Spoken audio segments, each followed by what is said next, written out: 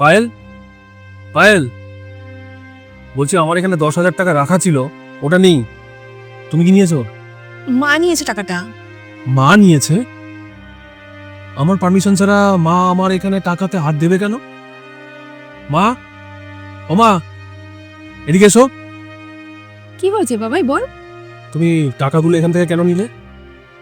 এটা কি ধর্মশালা? যা খুশি তাই করবে? তোর বাবার ওষুধের দরকার ছিল, তুই তো বাড়িতে ছিলিস না, তাই ওর কাছে বলে আমি টাকাটা নিয়েছি। তা ওষুধ কি সোনা দিয়ে তৈরি? 10,000 টাকাই লাগে? তোমাদের বয়স হচ্ছে না আপদ বাড়াচ্ছ? ওটা আমার পরিশ্রম করে উপার্জন করা টাকা, এভাবে ওড়ানোর জন্য নয়। এই, মুখ সামনে কথা বল। আমরা তোর মা বাবা হই।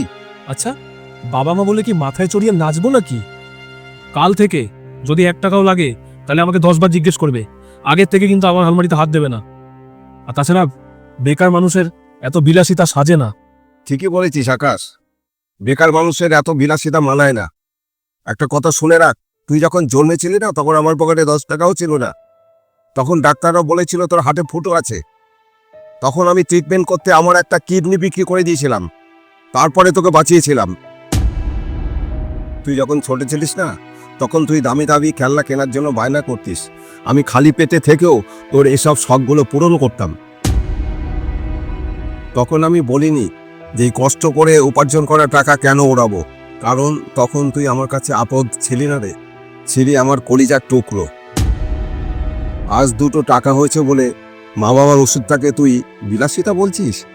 থাক না, এখন ও অনেক বড় হয়ে গেছে, ওর আমাদের ওষুধের দাম ওর কাছে অনেক বেশি, ভুলটা আমাদেরই।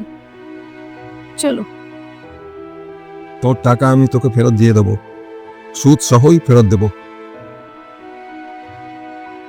ছি আকাশ, ছি, আজকে তোমাকে দেখে আমার ঘেন্না হচ্ছে।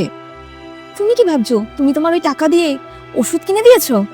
না, তুমি আসলে তোমার বাবার কেনা জীবনটা দিয়েই তুমি আজকে তাদের অপমান করেছো। ছি।